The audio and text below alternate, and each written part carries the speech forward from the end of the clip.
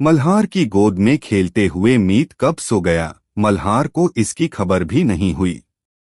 पर जब उसने उसे नींद में निढाल होते देखा तो गाड़ी सड़क के किनारे रोककर मीत को गोद में उठाए नीचे उतरा और पीछे की तरफ का दरवाजा खोलकर उसने बेबी सीट पर मीत को ठीक से लेटा दिया, उसे सीट बेल्ट लगाई और एक बार फिर सब कुछ जांच लिया। फिर वह खुद ड्राइविंग सीट पर आकर बैठ गया। मल्हार ने अभी आधा रास्ता ही तय किया था। एयरपोर्ट तक पहुंचने में उसे तकरीबन 1 घंटा और लगना था। तब तक नलिनी जी की फ्लाइट भी लैंड हो ही जाएगी, ऐसा उसका अंदाजा था। मल्हार वक्त पर पहुंचना चाहता था, पर पीछे बैठे मीत की भी उसे फिक्र थी। पूरे रास्ते वह 2-3 बार उतरकर मीत को चेक करता और उसे सुलाता रहा। निलय की गाड़ी भी अपनी रफ्तार में थी। उसके साथ तानिया आगे बैठी थी। उसे निलय से बहुत सारी बातें करनी थीं, वजह जो भी रही हो, निलय को तानिया से बात करते हुए बड़ा मजा आ रहा था। वो जो सोचती वही बोल देती। कभी कभी रैनी उसे सुधार देता या इंग्लिश में बोलने को कहता। Tania, you can speak in English. नहीं, मैं हिंदी ही बोलेगी। तानिया ने तुरंत मना कर दिया और फिर निलय से बातें करने लगी।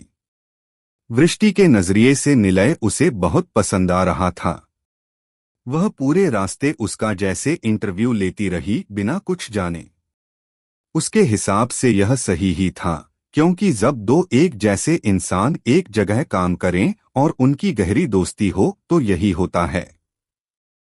तानिया के हिसाब सकती वो सही सोच रही थी। खैर, वृष्टि खिड़की के पास खामोशी से बैठी बाहर के नज़ारे देख रही थी। जब से वह मल्हार से मिली थी तब से उसके ख्याल फिर से उसी के इर्द गिर्द घूमने लगे थे। वह कोशिश कर रही थी कि उसके बारे में न सोचे, पर न दिल काबू में था न दिमाग। दिन में कई बार वह मल्हार का नंबर निकालकर देखती और फिर वापस रख देती। पता नहीं वो ऐसा क्यों कर रही थी, जबकि उसे पता था कि कुछ भी अब फिजूल है। इससे तो नहीं मिलती तो ही अच्छा होता। अपनी सोचों से परेशान होकर वृष्टि ने मन ही मन कहा, जिस राह की कोई मंजिल नहीं, वहां जाने का क्या फायदा। फिर मल्हार अब शादीशुदा था, उसके बारे में सोचना गलत था। वृष्टि जानती थी कि अब उसका कोई हक नहीं था उस पर। उधर रैनी और प्रेरणा जी अपने बिजनेस के बारे में बातें कर रहे थे।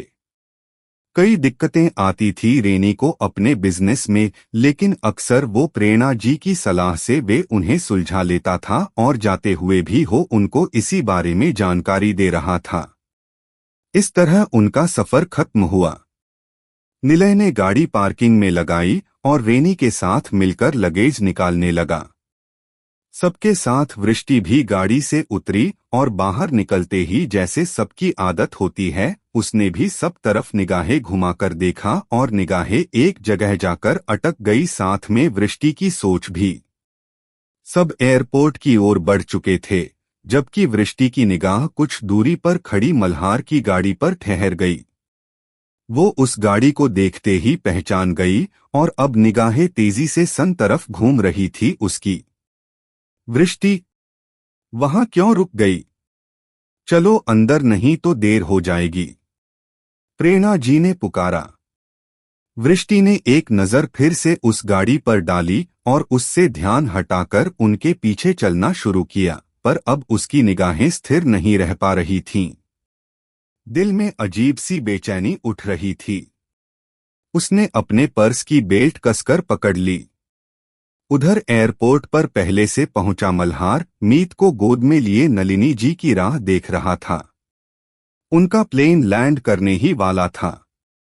मीत की नींद खुल चुकी थी और वह हाथ में सिपर लिए बार बार दादी के बारे में पूछ रहा था। यह दूसरी बार था जब वह उनसे मिलने वाला था। पहले मल्हार उसे घर लेकर गया था सबसे मिलवाने। बाबा, दादी कहाँ हैं? उसने मल्हार का चेहरा अपनी तरफ घुमाकर पूछा। बेटा, दादी उधर से बाहर आएंगी, देखो उस तरफ। मल्हार ने इशारा किया। मैं जाऊं? मीत ने पूछा। नहीं बेटा, वहां नहीं जाते, दादी खुद आएंगी, मल्हार ने समझाया। मीत कुछ समझा, कुछ नहीं, पर बात तो करनी ही थी। बाबा, पेन, उसने अपनी शर्ट पर बना प्लेन दिखाया। मल्हार ने हर बार की तरह इस बार भी हंसकर उसे देखा। मीत बहुत खुश था। बाबा, कार, उसने बैग की ओर इशारा किया। मल्हार ने बैग से उसकी छोटी टॉय कार निकालकर उसे दे दी। बाबा, चलानी है। अब वह नीचे उतरने की जिद करने लगा। नहीं बेटा, नीचे नहीं, यही देख लो, फिर गाड़ी में चलाना, मल्हार ने समझाया, पर मीत ने होठ फुला लिए। बाबा। एक बार वह उंगली दिखाकर जिद करने लगा। आखिर मल्हार ने हार मान ली। ठीक है, पर कहीं जाना मत, यही खेलना मेरे पास, नहीं तो बाबा घूम हो जाएंगे। उसने थोड़ा डराते हुए उसे नीचे उतार दिया। मीत उसके पैरों के पास ही कार चलाने लगा। मल्हार कभी सामने देखता, कभी मीत की ओर। तभी जब उसने निगाह सामने की तो खुशी से उसकी आंखें फैल गईं। सामने से सिर्फ नलिनी जी ही नहीं, बल्कि उनके साथ मृदंग, रागिनी, वाणी और उनका बेटा स्वर भी थे। यह मल्हार के लिए एक सरप्राइज था। वो सब मल्हार की ओर बढ़े और मल्हार भी खुशी में कुछ कदम आगे बढ़ गया। उसने नलिनी जी के पांव छुए। मल्हार को देख उनकी आंखें भीगने लगी थी। उन्होंने उसे अपने गले से लगा लिया। आंखें मल्हार की भी नम होने लगी थी। पर फिर उनसे अलग हो उसने रागिनी और मृदंग के भी पांव छुए तो मृदंग ने उसे रोककर गले से लगा लिया। चाचू, मैं। रागिनी का हाथ पकड़े वाणी अपने फेवरेट चाचू की तरफ दौड़ी।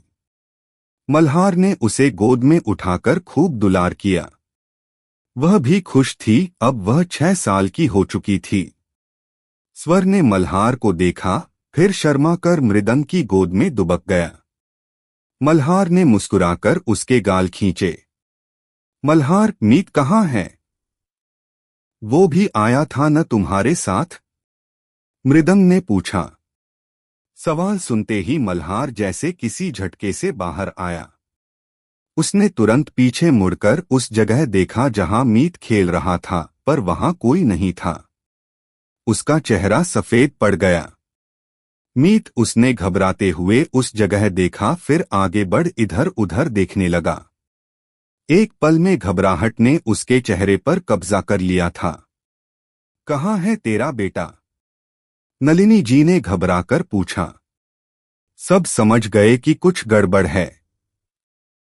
कोई बात नहीं, हम ढूंढते हैं, मिल जाएगा, मृदंग ने तसल्ली दी। सबकी निगाहें चारों तरफ घूमने लगीं। मल्हार अंदर तो नहीं गया होगा?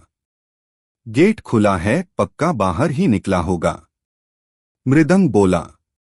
नलिनी जी, रागिनी और वाणी सब मीत के लिए चिंतित हो उठे। मल्हार की हालत देखने लायक थी। मीत को न देखकर उसकी सांसें भारी होने लगी थीं। उसने सोचा, अगर मीत अंदर गया तो सिक्योरिटी रोक लेगी, पर अगर बाहर चला गया तो मुश्किल हो जाएगी।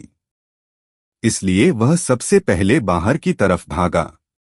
मृदंग और नलिनी जी भी पीछे हो लिए, जबकि रागिनी, समान और वाणी के साथ वहीं रुक गई। उधर वृष्टि सबके पीछे अंदर जा रही थी, जब उसकी नजर एक छोटे से बच्चे पर पड़ी जो रोते हुए चारों तरफ देख रहा था। शायद उसे समझ नहीं आ रहा था कि वो कहाँ आ गया है और अब उसे कहाँ जाना है। बुआ, वो बच्चा, उसने प्रेरणा जी को उस बच्चे की तरफ देखने को कहा और सबका ध्यान अकेले में रोते हुए मीत की तरफ चला गया। वृष्टि के पुकारने पर प्रेरणा जी के साथ साथ सभी के कदम रुक गए। सबने वृष्टि की तरफ देखा। वह एक रोते हुए बच्चे के पास झुककर उससे बात कर रही थी। क्या हुआ वृष्टि? प्रेरणा जी ने पूछा। सभी वहीं रुक गए और वृष्टि को देखने लगे। इतना वक्त तो था ही कि 10-20 मिनट वे आराम से यहाँ ठहर सकते थे। रैनी और तानिया की फ्लाइट टेक ऑफ होने में अभी काफी समय था। वृष्टि ने आखिर उस बच्चे को अपनी गोद में उठा लिया और प्रेरणा जी की तरफ चली आई। ये शायद अपनी फैमिली से बिछड़ गया है, वृष्टि ने मीत को दिखाते हुए कहा। मीत भी बुरी तरह से रो रहा था, आंखों में आंसू भरे। वृष्टि की गोद में होते हुए भी वह इधर उधर देखकर मल्हार को ढूंढ रहा था। प्रेरणा जी ने उसे ध्यान से देखा। पहनावे से तो अच्छे घर का लग रहा है, यानी अंदर से आया है, पक्का अपने पेरेंट्स के साथ आया होगा और वो अंदर ही होंगे।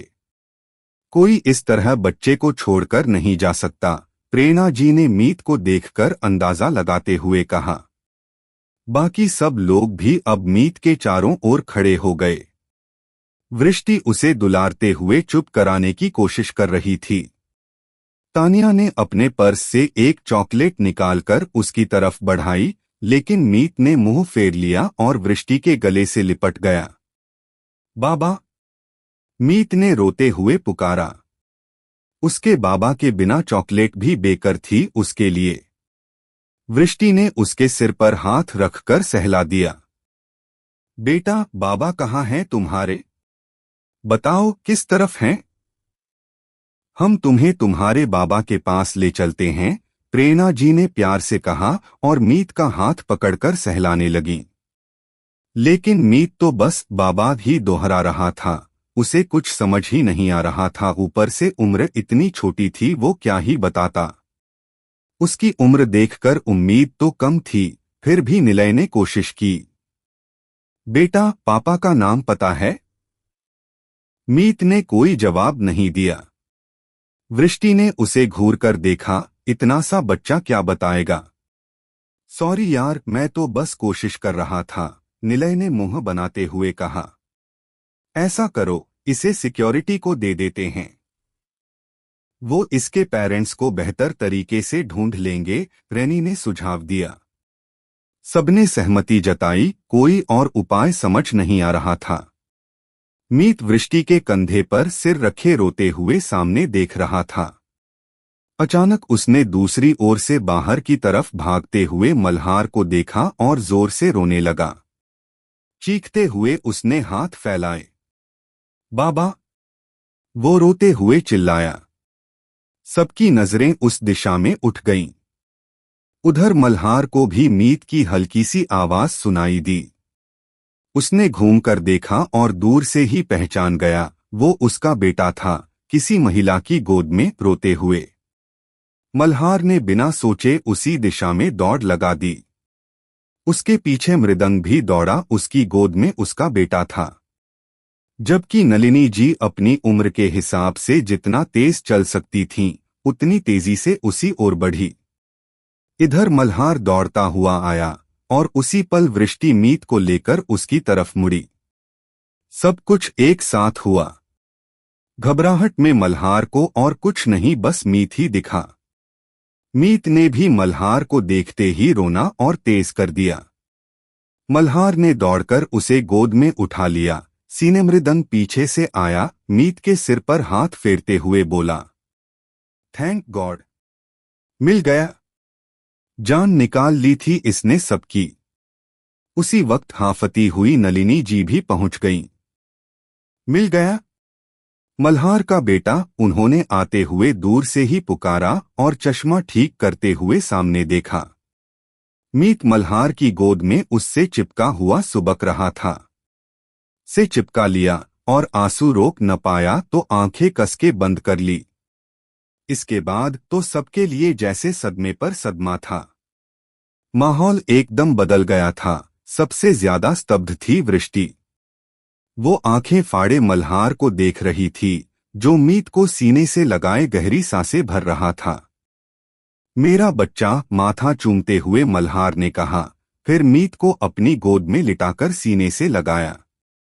उसकी धड़कनें बहुत तेज थीं। तभी उसकी नजर सामने पड़ी और वह ठिठक गया। उसके सामने आंखें फैलाए वृष्टि खड़ी थी। तभी मृदंग की हैरानी भरी आवाज गूंजी, वृष्टि, तुम यहाँ? वो मल्हार के पीछे से निकलकर सामने आ गया।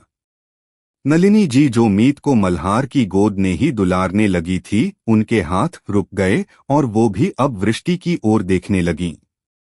इधर मल्हार अब मीत को सीने से लगाए वृष्टि को देख रहा था और वृष्टि सदमे से उसे और उसके सीने से चिपके मीत को।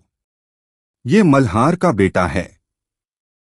उसके लिया ये जाना पहचाना सदमा था। इतना तो उसने सोच रखा था कि अब मल्हार और ध्वज के भी इन 5 सालों में बच्चा हो ही गया होगा। वृष्टि। नलिनी जी के मुंह से भी दबी हुई आवाज निकली। मल्हार को घूरती हुई वृष्टि उनके सामने खड़ी थी। पहले तो उनको यकीन नहीं हुआ, फिर बस कुछ पल ही लगे और उन्होंने मीत का सिर सहलाया और आगे बढ़कर वृष्टि को गले से लगा लिया। कैसी है बेटा? यहाँ क्या कर रही है? घूमने आई है क्या? उन्होंने भावुक होकर पूछा। मृदंग अपने बेटे को गोद में लिए हैरान और खुश दोनों नजरों से वृष्टि को देख रहा था। कैसी हो वृष्टि? बहुत सालों के बाद तुम्हें देखा।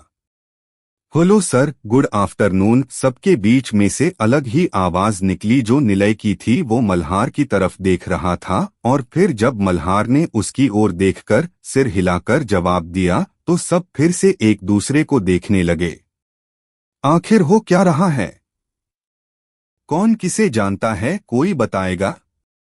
आखिर रैनी ने झल्लाकर कहा। तानिया तो इतनी स्तब्ध थी कि कुछ बोल ही नहीं पा रही थी। यहाँ उसकी टूटी फूटी हिंदी बिल्कुल काम नहीं आनी थी। आखिर प्रेरणा जी ही आगे आई और सबसे पहले नलिनी जी से मिली। उन्होंने तुरंत प्रेरणा जी को पहचान लिया। दोनों एक दूसरे से गले मिल हालचाल पूछने लगी। उसके बाद उन्होंने रेनी और तानिया को नलिनी जी से मिलवाया। उसके बाद मल्हार और मृदंग के बारे में बताया। मल्हार का नाम सुन और उसे देखते ही रैनी को थोड़ा बहुत मामला समझ आ गया। दूसरी तरफ प्रेरणा जी वे निलय से पूछा, तुम मल्हार को कैसे जानते हो? बस यही से शुरू हुआ नाराजगी का सिलसिला। निलय ने बताया कि वो कैसे मल्हार को जानता है, पर अंदर से वो वृष्टि से कितना ज्यादा नाराज था ये वही जानता था। पर जब उसने कैंप के बारे में बिना सोचे समझे सबको बताया तो सब वृष्टि और मल्हार को देखने लगे। प्रेरणा जी नाराजगी से वृष्टि की तरफ देखते हुए, वृष्टि तुमने बताया नहीं कि मल्हार से तुम मिल चुकी हो। वही नलिनी जी उनसे भी ज्यादा नाराज मल्हार से थी। मनु बेटा, तूने बताया भी नहीं वृष्टि के बारे में। तुझे पता है न मैं कितना याद कर रही थी इसे। वो बेहद नाराज थी।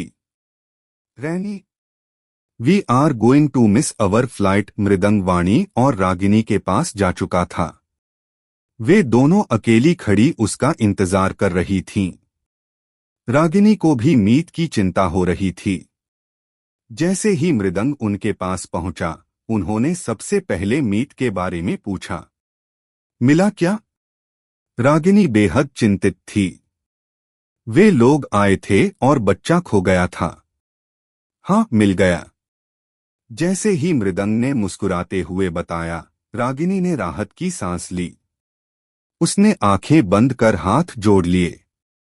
वाणी खुशी से उछल पड़ी, ये अब हम दोनों खूब खेलेंगे। वह मीत का नाम सुनते ही चहकने लगी। वो उसके साथ खेलने का प्रोग्राम बनाकर आई थी और उसके लिए ढेरों खिलौने भी लाई थी। स्वर अभी बहुत छोटा था, इसलिए वह उसके साथ खेल नहीं पाती थी।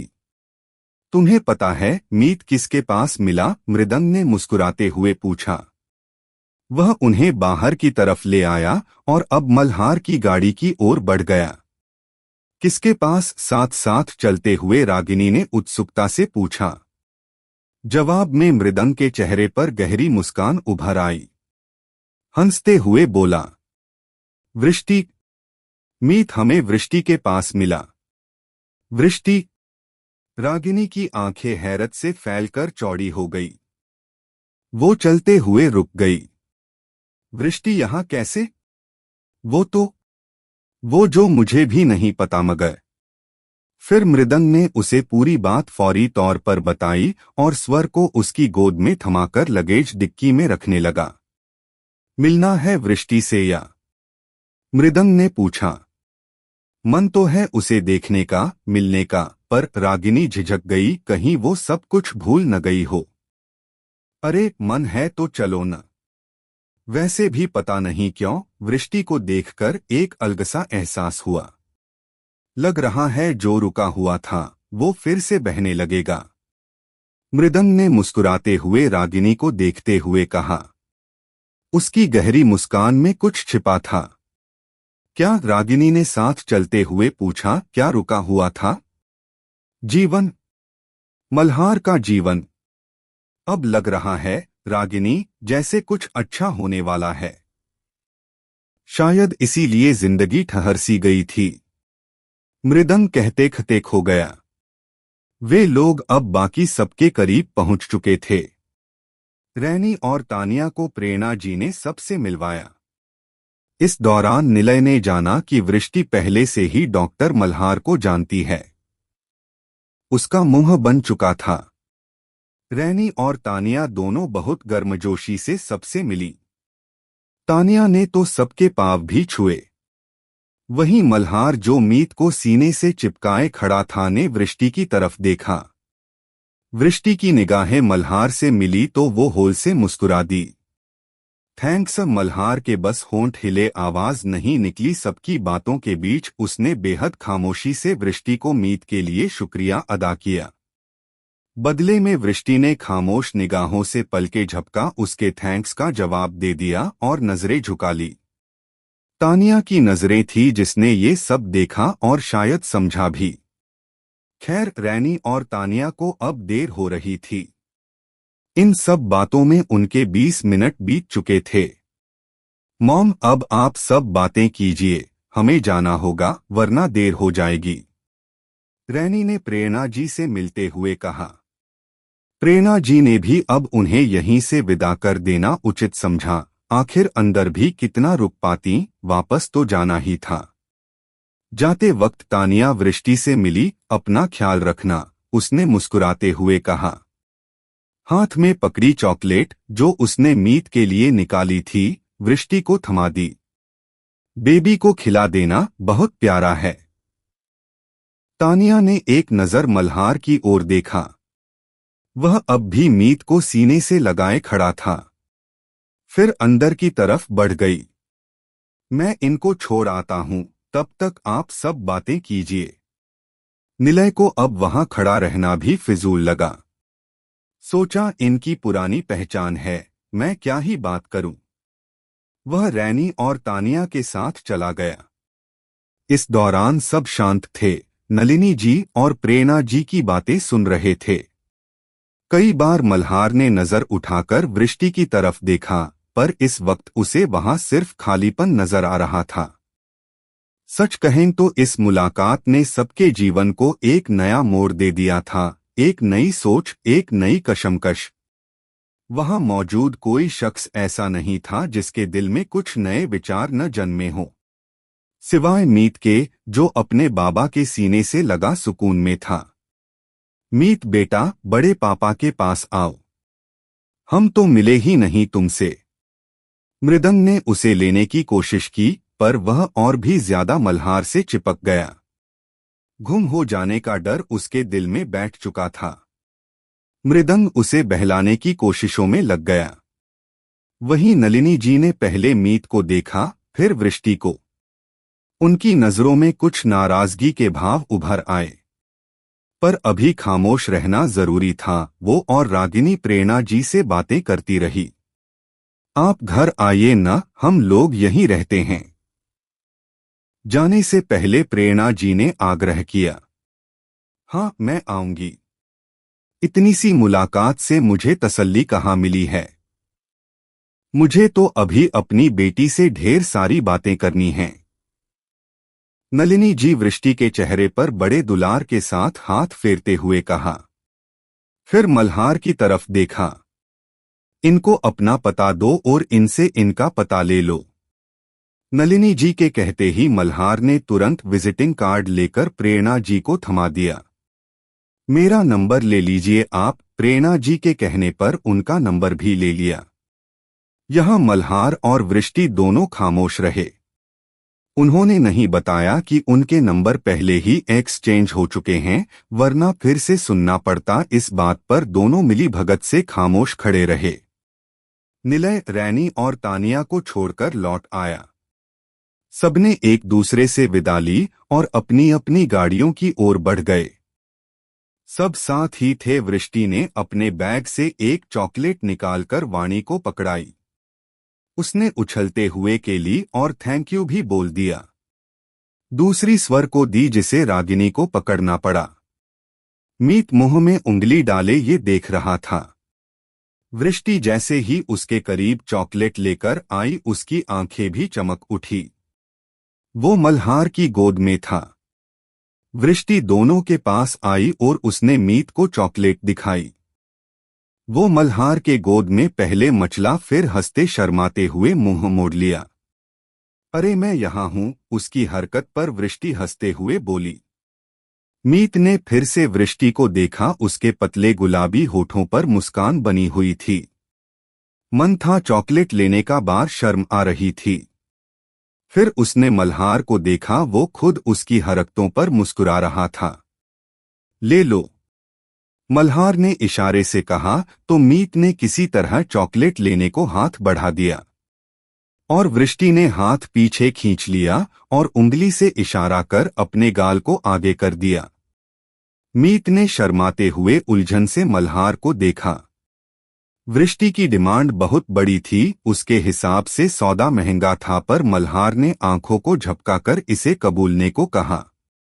बेचारा मीत शर्माता हुआ चॉकलेट के लालच में वृष्टि की तरफ झुका और हल्के से उसके गालों को अपने होठों से छूकर वापस आ गया और फिर से मल्हार से जा चिपका। पर चॉकलेट तो अभी तक भी मिली थी। मल्हार के साथ वृष्टि भी उसकी हरकतों पर खिलखिलाकर हंस दी और आगे बढ़कर चॉकलेट मीत के हाथ में पकड़ा दी। ये तीनों का खेल था जिसे सब देख रहे थे। दोनों गाड़ियां कुछ दूरी तक साथ चलीं, फिर मंजिलें अलग थीं तो राहें भी जुदा हो गईं। दोनों अपने अपने रास्ते पर मुड़ गई। पर जब तक साथ चलीं, अपनी कनखियों से वृष्टि ने कई बार मल्हार को देखा था। जब भी वह उसे देखती, उसके साथ बीते हर लम्हे की याद बरबस ताज़ा हो जाती, न चाहते हुए भी। और उसे इस बात का ध्यान नहीं था कि उसकी इन नजरों पर उसके साथ बैठे दोनों जनों की निगाहें टिकी हुई थीं। चलो, वो अपनी राह पर चले गए जहां उनकी मंजिल है। हमें भी अब अपनी राहों पर ध्यान देना चाहिए। निलय बेटा, ध्यान से चलना, रास्ते बहुत मुश्किल हैं। प्रेरणा जी यह सब किस मकसद से कह रही थीं? शायद वृष्टि समझ रही थी। वो बोलते हुए किसी की तरफ न देखते हुए सामने देख रही थी। वह निलय के साथ आगे की तरफ खामोशी से बैठी हुई वृष्टि भी सामने देख रही थी। आते वक्त वह चुप थी और जाते हुए खामोश हो चुकी थी। यह बात बाकी दोनों ने महसूस की थी। निलय भी कई बार वृष्टि की तरफ देख चुका था। उसे भी उससे बात करनी थी, पर फिलहाल वह काम प्रेरणा जी कर रही थीं। वृष्टि बेटा, तुम मल्हार से कैंप में मिल चुकी हो, यह बताया क्यों नहीं? प्रेरणा जी ने उसकी ओर देखते हुए पूछा। वो मल्हार के गोद में पहले मचला, फिर हंसते शर्माते हुए मुंह मोड़ लिया।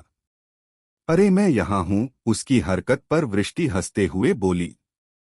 मीत ने फिर से वृष्टि को देखा। उसके पतले गुलाबी होठों पर मुस्कान बनी हुई थी। मन था चॉकलेट लेने का, बार शर्म आ रही थी। फिर उसने मल्हार को देखा। वो खुद उसकी हरकतों पर मुस्कुरा रहा था। ले लो, मल्हार ने इशारे से कहा तो मीत ने किसी तरह चॉकलेट लेने को हाथ बढ़ा दिया और वृष्टि ने हाथ पीछे खींच लिया और उंगली से इशारा कर अपने गाल को आगे कर दिया। मीत ने शर्माते हुए उलझन से मल्हार को देखा। वृष्टि की डिमांड बहुत बड़ी थी, उसके हिसाब से सौदा महंगा था, पर मल्हार ने आंखों को झपकाकर इसे कबूलने को कहा। बेचारा मीत शर्माता हुआ चॉकलेट के लालच में वृष्टि की तरफ झुका और हल्के से उसके गालों को अपने होठों से छूकर वापस आ गया और फिर से मल्हार से जा चिपका। पर चॉकलेट तो अभी तक भी मिली थी। मल्हार के साथ वृष्टि भी उसकी हरकतों पर खिलखिलाकर हंस दी और आगे बढ़कर चॉकलेट मीत के हाथ में पकड़ा दी। ये तीनों का खेल था जिसे सब देख रहे थे। दोनों गाड़ियां कुछ दूरी तक साथ चलीं, फिर मंजिलें अलग थीं तो राहें भी जुदा हो गईं। दोनों अपने अपने रास्ते पर मुड़ गई। पर जब तक साथ चलीं, अपनी कनखियों से वृष्टि ने कई बार मल्हार को देखा था। जब भी वह उसे देखती, उसके साथ बीते हर लम्हे की याद बरबस ताजा हो जाती, न चाहते हुए भी। और उसे इस बात का ध्यान नहीं था कि उसकी इन नजरों पर उसके साथ बैठे दोनों जनों की निगाहें टिकी हुई थीं। चलो, वो अपनी राह पर चले गए जहां उनकी मंजिल है।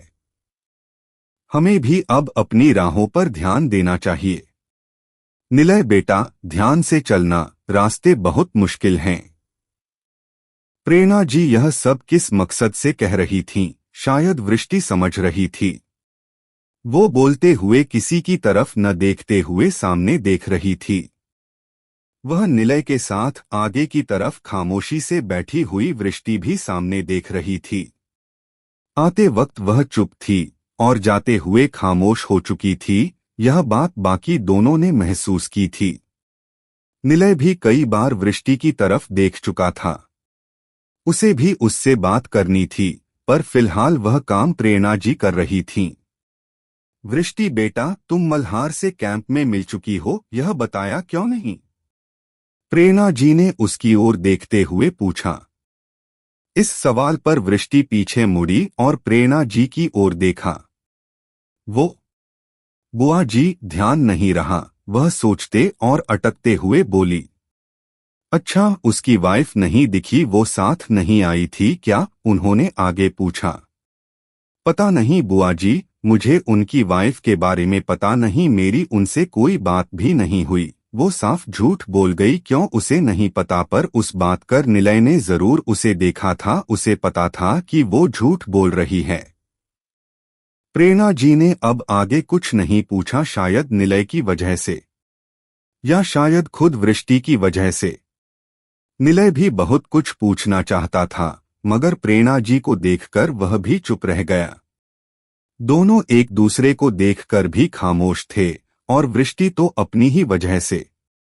उसकी आंखों के आगे बार बार मीत का चेहरा घूम रहा था। मीत से बहुत प्यार था, पर उसे मल्हार की गोद में देख उसके दिल में हल्की सी टीस जरूर उठी थी। पर उसको याद करते हुए वृष्टि के चेहरे पर एक प्यारी सी मुस्कान जरूर खिल आई थी। मल्हार ने अपनी गाड़ी आगे बढ़ाई। इस बार उसने मीत को मां और रागिनी के बीच में वाणी के साथ बैठा दिया।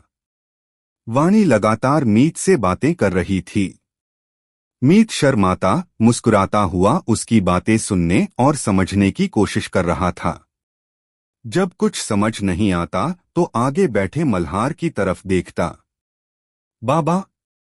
मल्हार उसकी पुकार का जवाब देता, कभी मृदंग देता। रागिनी भी पूरे रास्ते उसे दुलारती रही, प्यार करती रही। बस नलिनी जी थीं, जो बाहर खामोशी से देख रही थीं। उनका ध्यान बंटाने के लिए मृदंग ने मीत से पूछा, बेटा, दादी कहाँ हैं? मीत ने अपनी बगल में बैठी नलिनी जी की गोद पर हाथ रखकर बता दिया। जेली। बदले में सबने उसकी तारीफ की। वेरी गुड, सबने एक साथ कहा तो जनाब फिर से शर्मा गए। बाबा। हर बात में बाबा की याद। दादी के बारे में बात होने पर नलिनी जी ने भी मीत की ओर देखा और न चाहते हुए भी मुस्कुरा दी। उन्होंने उसके सिर पर हाथ फेरा, पर वह उत्साह नहीं दिखा सकी जो हमेशा वाणी और स्वर के लिए होता था। फिर भी वह मीत से प्यार करती थीं, उसकी फिक्र भी रहती थी उन्हें, साथ ही मल्हार की भी। बस उनकी चिंताएं कुछ और थीं। बैक मिरर से देखते हुए मल्हार ने नलिनी जी को गौर से देखा। मीत बेटा, दादी से बात करो, उनको पारी पारी करो। मल्हार ने उसे जैसे कोई बड़ा टास्क दे दिया। मीत मुस्कुराया, फिर खड़ा होकर नलिनी जी के कंधों पर हाथ रख बोला, पोयम चुनाव। बोलते हुए वह नलिनी जी के चेहरे के बिल्कुल पास झुक गया। उसकी इस हरकत ने नलिनी जी को मुस्कुराने और उसे प्यार करने पर मजबूर कर ही दिया। उन्होंने उसे अपनी गोद में बैठा लिया और उसकी तोतली बोली में तरह तरह की कविताएं सुनने लगी, साथ ही बीच बीच में हंस भी देती। उन दोनों को साथ देख मल्हार के चेहरे पर संतोष की मुस्कान थी। मृदंग और रागिनी भी देखकर खुश थे। मीत दादी का दिल जीतने में कामयाब रहा। वह था ही ऐसा कि कोई उसे प्यार किए बिना रह नहीं सकता था। उधर मौका पाकर वाणी आगे चली गई और मल्हार की गोद में बैठ गई। दोनों हाथों को स्टीयरिंग पर रखते हुए मल्हार ने वाणी को अपने बीच बैठा लिया। वह खुश होकर पहाड़ी रास्तों और यहाँ के नज़ारों को देख रही थी। ऐसे दृश्य जो उनके शहर में या उसके आसपास देखने को नहीं मिलते। दोपहर होने को आई थी जब मल्हार ने गाड़ी अपने घर के आगे रोकी। वक्त जो भी हो, ठंड और बादलों की वजह से मौसम बड़ा सुहाना हो रखा था। रागिनी तो गाड़ी से उतरते ही यहाँ के माहौल में खो गई। वैसा ही हाल सबका था। एक बात है मल्हार, तेरा यहाँ आने का फैसला बहुत सही था। क्या खूबसूरत माहौल है। मृदंग भी खासा प्रभावित था हिमपाली की वादियों को देखकर। उसकी बात पर मल्हार मुस्कुराया, पर नलिनी जी को ये बात कहीं से अच्छी नहीं लगी। इन वादियों की वजह से उनका बेटा उनसे दूर रह रहा था या कुछ और वजहों से भी। उसने उतरकर मीत को नलिनी जी की गोद से लिया, फिर उनका हाथ पकड़ उन्हें उतरने में मदद की। वाणी उतरकर अपने पापा के पास जा चुकी थी और स्वर रागिनी की गोद में सो रहा था। माँ, भैया, आप सब अंदर चलिए, सामान मैं कुछ देर में निकाल कर ले आता हूँ। मल्हार ने उन्हें घर की ओर इशारा किया और गाड़ी साइड में लगा दी। गाड़ी की आवाज सुनते ही उनका इंतजार करती अम्मा दरवाजे से बाहर आ गईं। वह हाथ बांधे सबको देख रही थीं। सबको साथ लाते हुए मल्हार ने उनका परिचय कराया। अम्मा ने दोनों हाथ जोड़कर थोड़ा झुकते हुए अभिवादन किया। मृदंग ने खुद प्रणाम कर उन्हें झुकने से मना कर दिया। बुजुर्ग थी, झुकती हुई अच्छी नहीं लग रही थी। नलिनी जी भी उनसे मिली। फिर सब अंदर चले आए। घर के अंदर का नजारा भी उतना ही मनभावन था। मल्हार का घर पूरी तरह साफ सुथरा और सुसज्जित था। अंदर आते ही वाणी और मीत खुशी से भागते हुए उसके कमरे की तरफ चले गए और बाकी सब घूमकर घर को देख रहे थे। अम्मा रसोइये के साथ उन्हें चाय नाश्ते के इंतजाम में लग चुकी थी। प्रेरणा और वृष्टि को घर छोड़ने के बाद निलय भी अपने घर जा चुका था। वो थोड़ा बहुत नाराज था, इसका अंदाजा वृष्टि को हो गया था, पर उसने सोचा कि बाद में बात कर उसे मना लेगी। यही सोचकर उसे जाने दिया।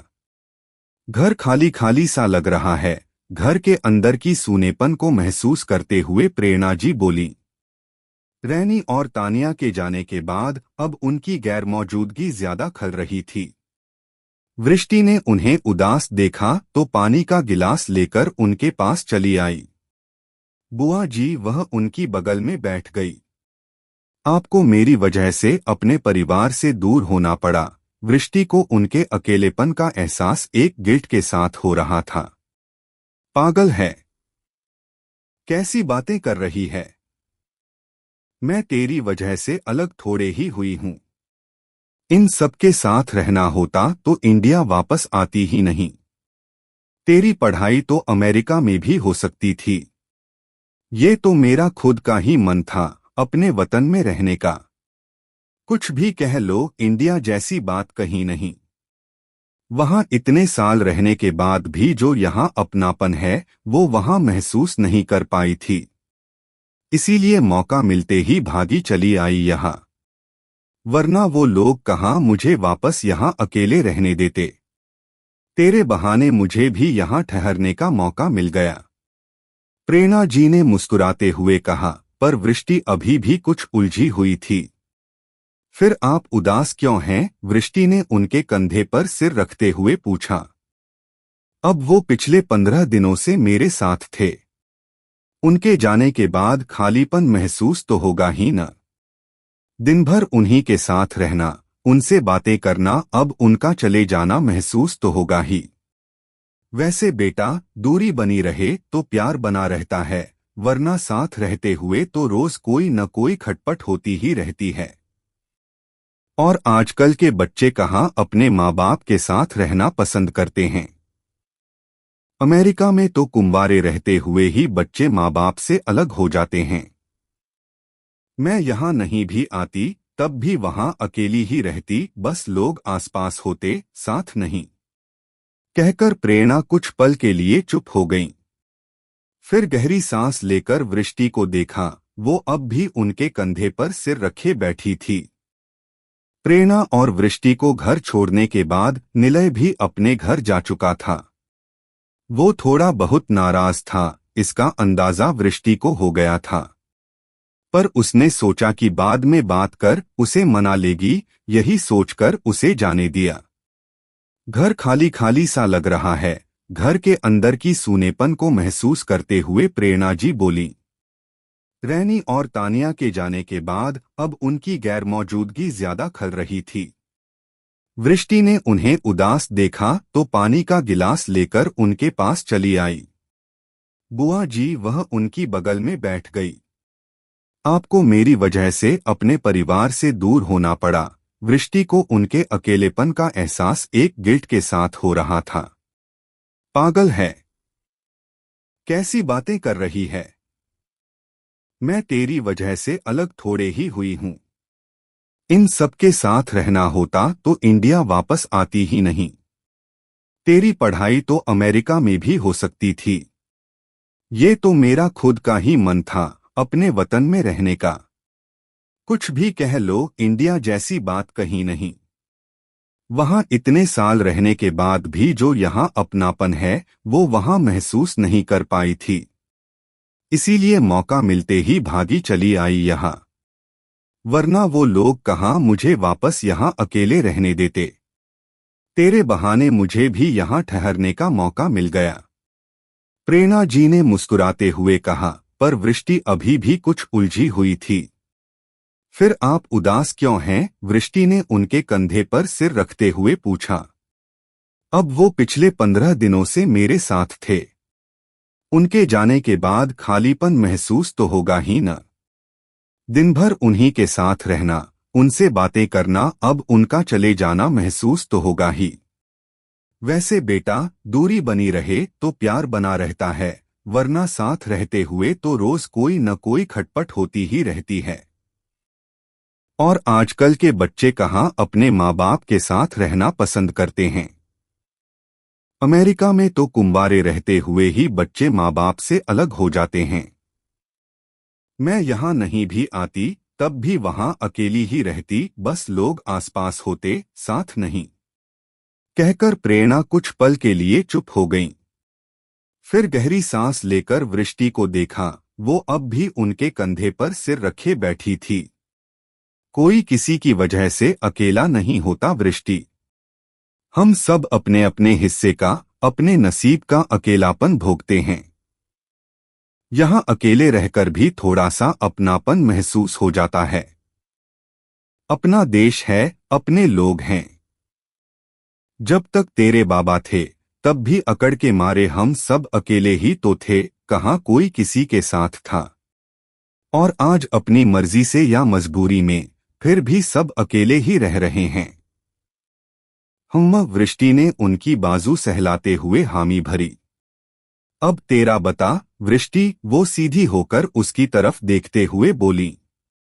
वृष्टि सीधी बैठ गई, जैसे सब समझ गई हो। मेरा क्या बताऊं बुआ जी, कुछ है ही नहीं। आज छुट्टी की हुई है कॉलेज से, कल से फिर जाने लगूंगी बस। मैं मल्हार की बात कर रही हूँ वृष्टि। अब सच सच बताओगी? क्या सच बुआ जी? आप कुछ ज्यादा ही सोच रही हैं। सोच मैं नहीं रही हूँ बेटा, तू खुद सोच रही है। ऐसा कुछ नहीं है। वृष्टि थोड़ी हड़बड़ाई। देख वृष्टि, भले मैंने तुझे बचपन से न पाला हो, पर इन कुछ सालों में तेरे मन को पढ़ना तो सीख ही गई हूँ। मल्हार के लिए मोहब्बत मैंने तेरी आंखों में तभी देख ली थी जब तुझसे पहली बात मिली थी। मैं तब कुछ नहीं बोली थी, आज भी नहीं बोलती अगर उसकी शादी न हुई होती। अब तो उसका बेटा भी है, यानी अपनी पत्नी के साथ खुशहाल जिंदगी जी रहा है। वृष्टि बस धीमे से बोली। बेटा, जो अपना नहीं है उसके बारे में क्या सोचना। दिल से निकाल दे उसे, तेरी भलाई इसी में है। वो उसे समझा रही थीं। ऐसा कुछ नहीं है बुआ जी, वो तो इतने वक्त के बाद मिले न तो बस। तूने अपने दोस्तों को भी नहीं बताया मल्हार के बारे में? जरूरी नहीं लगा था बुआ जी। वो मुलाकात कुछ पल की ही थी, क्या बताती उन्हें। फिर बताती तो अपना वो अतीत भी बताना पड़ता, जिसे मैं खुद याद नहीं करना चाहती। मुझे क्या पता था कि वो दोबारा इस तरह से मिल जाएगा। हूँ, सही है। प्रेरणा जी ने गहरी सांस ली और कुछ सोचकर बोली। उसका बेटा बहुत सुंदर है ना? मीत को याद करते हुए उनके होठों पर मुस्कान आ गई। हाँ, मुस्कुराई तो वृष्टि भी।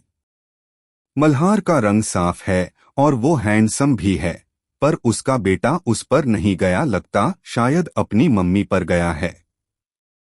हाँ शायद।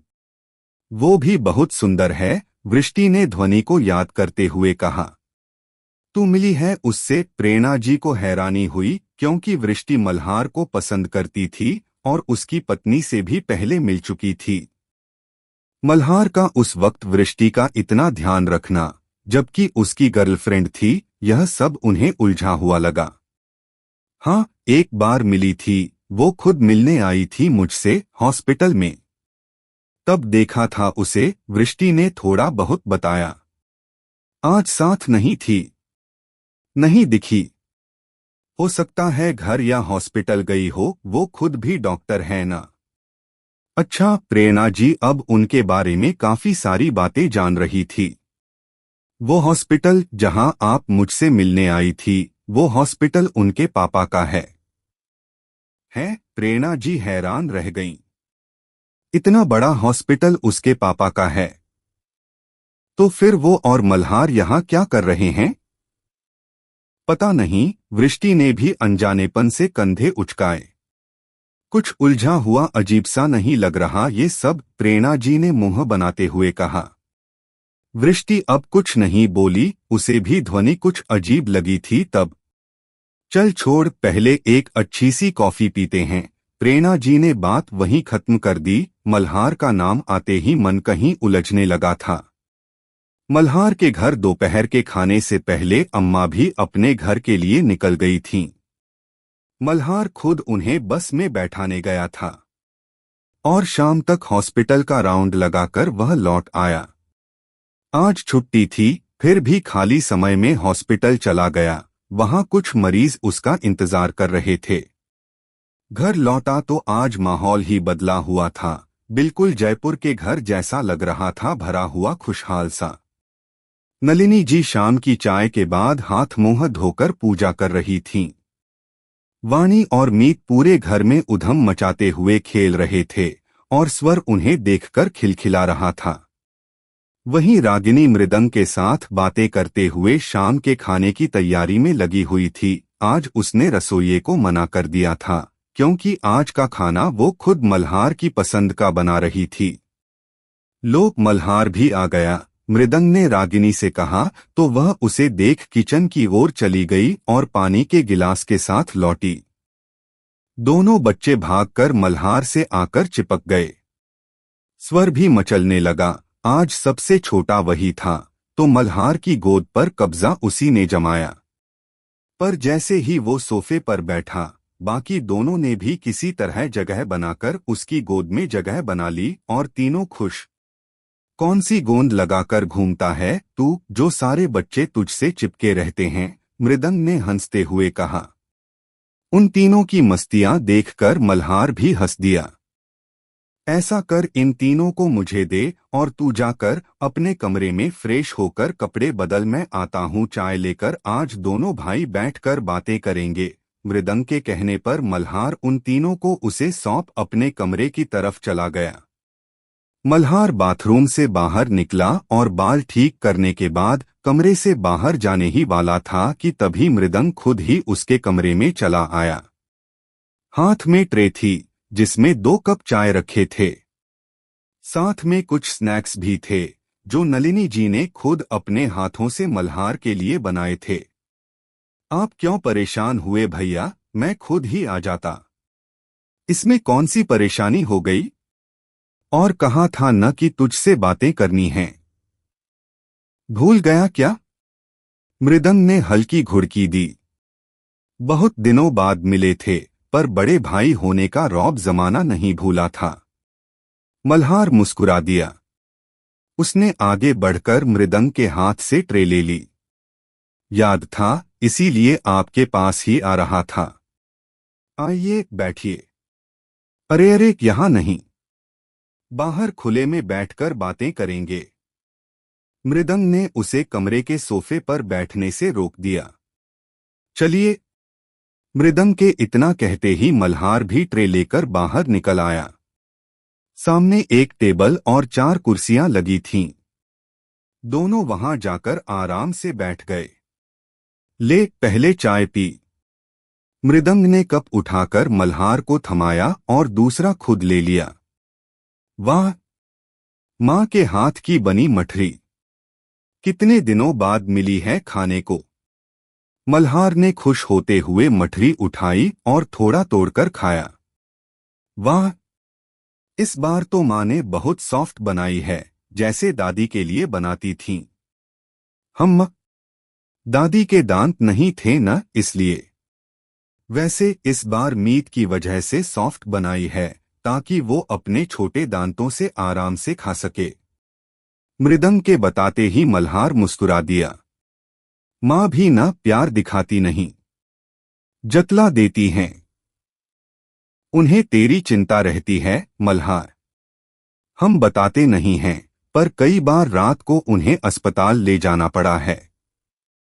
तेरी चिंता में बार बार बीपी लो हो जाता है उनका। मल्हार, बता, क्या सोचा है तूने अपने बारे में? कब तक अकेले रहने का इरादा है? अब कहाँ अकेला रह गया भैया। मीत है न मेरे पास, मेरा अपना बेटा। बस इसी बात की तो चिंता है हम सबको कि मीत तेरे पास है। मीत की वजह से तेरे लिए लड़की ढूंढना मुश्किल हो गया है। बता, कौन लड़की करेगी शादी एक कुंवारे बाप से? कोई किसी की औलाद को क्यों पालेगी तेरे साथ मिलकर? तो किसने कहा तैयार होने को? मैं अपने बेटे को अकेले पाल सकता हूँ। मल्हार को डर था कि अब रोज शादी की बात शुरू होगी, और वही हुआ। मल्हार, ये गलत बात है। मृदंग नाराज हो गया। तो क्या करूं भैया? छोड़ दूं मीत को सिर्फ शादी के लिए? छोड़ने को कौन कह रहा है? मुझे दे दे, तुझसे भी ज्यादा प्यार से रखूंगा। अपना नाम दूंगा उसे, वो मेरा दूसरा बेटा होगा, और स्वर तीसरा। मृदंग ने सीधा समाधान बता दिया। नहीं, मल्हार ने साफ इनकार कर दिया। क्यों? विश्वास नहीं है मुझ पर? मृदंग का स्वर थोड़ा उखड़ गया। चल फिर लिख कर दे दे, उसने झुंझलाते हुए कहा। भैया, मैं मीत के बिना नहीं रह सकता। अकेले नहीं रह पाऊंगा। हॉस्पिटल से लौटने की वजह भी वही है। वो है तो मैं हूं। अगर वो चला गया तो मैं क्या करूंगा? उसी के लिए तो प्रयास कर रहे हैं, ताकि तू उसके लिए नहीं, अपनी पत्नी के लिए घर लौटे। पत्नी: भैया प्लीज, एक रिश्ते के लिए मैं अपने बच्चे को नहीं छोड़ सकता। अगर किसी को मीत से समस्या है तो नहीं चाहिए ऐसी पत्नी नहीं करनी शादी। इस बार मल्हार भी उखड़ गया। माँ का तो सोच है क्या उनके पास हम बच्चों के सिवा। तेरी जिद की वजह से और कितना सहेंगी वो। कहीं तेरे दिल में अब तक वो ध्वनि तो नहीं। आपको सच में लगता है प्यार जरूर करता था उससे, पर इतना पागल नहीं था कि असलियत देखने के बाद भी प्यार। हाँ। मृदंग हंस पड़ा। तुझे अभी भी लगता है कि वो सब प्यार था? मल्हार ने उसे हैरानी से देखा। बेटा, वो जो भी था प्यार बिल्कुल नहीं था। न तेरी तरफ से न उसकी तरफ से। भैया आप, तू उसके लिए बस एक जिद था, एक चैलेंज। उसने तुझे ब्लैकमेल करके वो पूरा किया। और तेरे लिए वो सिर्फ एक डर, एक आकर्षण थी, प्यार नहीं। अगर मुझे पहले भनक लग जाती तो कसम से आगे बढ़ने ही नहीं देता तुझे उसके साथ। भैया आप बेवजह बातें सोच रहे हैं। ऐसा नहीं था। हम इतने साल साथ थे, यूं ही नहीं था तो यूं ही। न उसे तेरे घर परिवार में दिलचस्पी थी न तुझे उसके में। प्यार की शिद्दत क्या होती है पता भी है? मल्हार चुप रहा। मृदंग ने खुद ही आगे कहा, प्यार वो था बेटा जो तूने वृष्टि के लिए किया था। वो प्यार साफ दिखाई देता था, यहां तक कि ध्वनि भी समझ गई थी। इसीलिए तो वो तुझसे लड़ी थी, पर तू ही नहीं समझ पाया। भैया आप ये सब इसलिए कह रहे हैं न क्योंकि आज आपको वृष्टि मिल गई। बस बहाना मिल गया आपको। बेकार कोशिश मत कीजिए। क्यों? क्यों न कोशिश करें? अब तक वो लड़की तुम्हें अपने काबिल नहीं लगी? और कैसी हूर चाहिए तुझे? मृदंग अब सचमुच गुस्सा था। भैया कैसी बातें कर रहे हैं आप? मैंने कब कहा कि मुझे हूर चाहिए? तो तेरे इनकार का मतलब क्या निकालूं? मैं इनकार नहीं कर रहा, बल्कि मैं बस अब खुद को उसके काबिल नहीं समझता। वो अब बहुत आगे बढ़ चुकी है, खुश है अपनी जिंदगी में। उसे उसकी खुशियों के साथ रहने दीजिए। क्यों? तेरे साथ खुश नहीं रहेगी वो? भैया बहुत साल बीत गए हैं। शायद अब उसने भी किसी को पसंद कर लिया होगा। तू उस लड़के की बात कर रहा है न जो उनके साथ था? गारंटी है वो नहीं हो सकता। भैया अगर कोई और हुआ तो मना कर देगी। कम से कम हमें ये तो नहीं लगेगा कि कोशिश ही नहीं की। भैया अच्छा नहीं लगता। मैंने खुद उसे ठुकराया था, अब वापस जाकर ये मजाक नहीं, उसकी भावनाओं के साथ खिलवाड़ नहीं कर सकता। क्या सोचेगी वो कि ध्वनि नहीं मिली तो फिर से मेरे पास चले आए? मजाक होगा उसकी भावनाओं के साथ भैया। कितना बुरा लगेगा उसे सोचिए जरा। अगर कोई आपके साथ ये सब करे तो कैसा लगेगा आपको? वो खुश है, उसे रहने दीजिए। प्लीज भैया मैं हाथ जोड़ता हूँ, मुझे फिर से जलील मत कीजिएगा। मल्हार ने सचमुच दोनों हाथ जोड़ दिए। मृदंग गुस्से में उसे देख रहा था। ठीक है नहीं करूंगा, पर मां की खातिर एक वादा कर। क्या? कौन सा वादा? तुझे मां की कसम है, अगर वृष्टि खुद तेरे पास आए तो तू पीछे नहीं हटेगा। भैया आप, कसम है तुझे मल्हार। मेरी बात माननी ही पड़ेगी वरना मुझसे बात मत करना जिंदगी भर। मृदंग की इस अजीब जिद पर मल्हार ने कुछ पल उसे देखा, फिर बोला, ठीक है भैया, अगर ऐसा हुआ तो मैं जरूर कोशिश करूंगा।